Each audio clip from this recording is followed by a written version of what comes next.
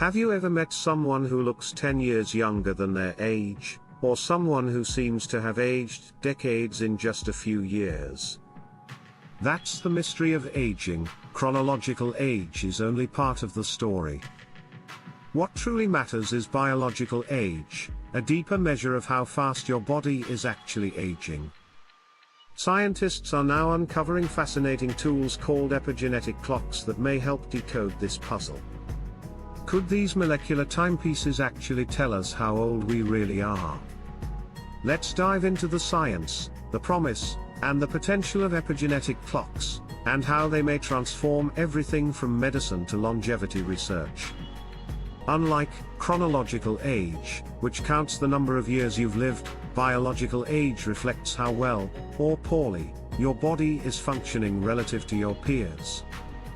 Two people may be 50 years old, but one may have the heart, immune system, and brain of a 35-year-old, while the other's body functions like that of a 70-year-old. Biological age is a more accurate predictor of future health, disease risk, and even mortality. But how do we measure this invisible process? That's where epigenetics comes in. Your genes are like the hardware of a computer, fixed, encoded instructions. But how those genes are used, how they're turned on or off, is regulated by epigenetic marks, which act like software. These marks don't change your DNA sequence, but they dramatically influence which genes are active in your cells at any given time. One of the most studied epigenetic marks is DNA methylation, tiny chemical tags added to DNA molecules. These tags accumulate and change in predictable ways as we age. By analyzing patterns of DNA methylation across the genome, scientists realized they could estimate a person's biological age with surprising accuracy. Thus, the idea of an epigenetic clock was born. An epigenetic clock is a mathematical model that uses DNA methylation patterns at specific sites in your genome to estimate your biological age. One of the most well-known versions is the Horvath clock, developed by Dr. Steve Horvath in 2013.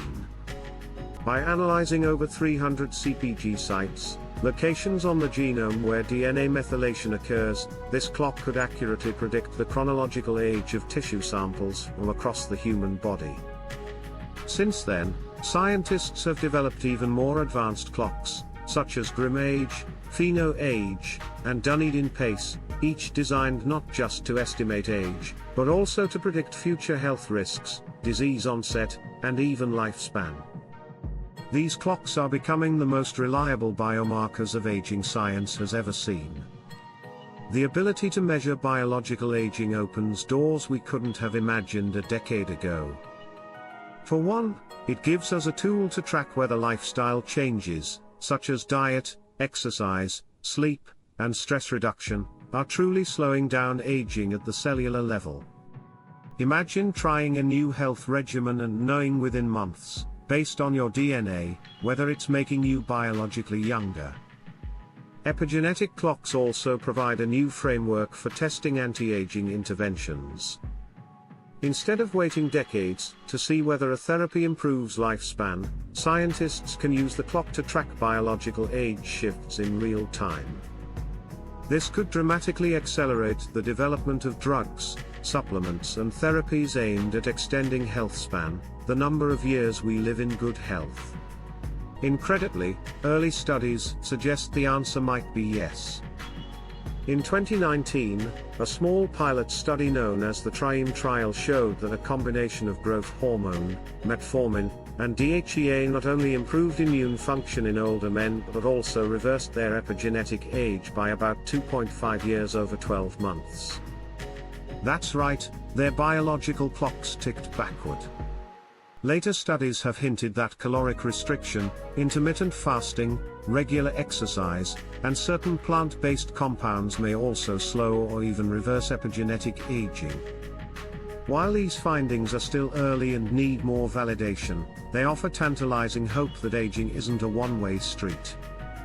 Companies now offer consumer tests that analyze your DNA methylation patterns from a cheek swab or saliva sample and return your biological age. While exciting, these tests should be interpreted with caution. Not all epigenetic clocks are equally accurate, and lifestyle, environment, and genetics can all influence the readings. Still, these tools give us a rough snapshot of how our body is aging, and how that might change over time. More importantly, they encourage a shift in mindset. Aging is no longer seen as something passive and inevitable, but rather something that can be measured, tracked, and potentially modified. Like all new technology, epigenetic clocks come with limitations. They aren't perfect predictors, and different clocks can give slightly different age estimates. Additionally, there are still questions about how changes in methylation are causally linked to aging, or whether they're simply a side effect. Then there are ethical questions. If insurers or employers gain access to biological age data, could it influence your premiums or job prospects? Could such data be misused to discriminate against people with accelerated aging? As the technology advances, society will need to grapple with how to balance innovation with privacy and fairness. The future of epigenetic clocks is bursting with possibility. Researchers are now combining methylation data with other aging biomarkers, like telomere length, proteomic profiles, and microbiome data, to build more comprehensive aging scores. AI-driven models are being developed to refine predictions and provide personalized health interventions. Ultimately, epigenetic clocks are not just about knowing your age, they're about owning your age. They empower you to understand how your lifestyle and environment affect your long-term health and give you the tools to take action. The quest to measure and master aging has entered a thrilling new era. Epigenetic clocks have transformed our understanding of what it means to grow older. No longer confined to the number on your birth certificate, age is becoming a dynamic, biological process that can be measured, studied, and potentially slowed. We're still at the beginning of this journey, but one thing is clear: the clock is ticking, but with the right knowledge, it might just tick a little more slowly. If you find this video engaging, don't forget to hit the like button, share it with others who might appreciate it, and leave a comment below. I'd love to hear what you think. Thank you for watching.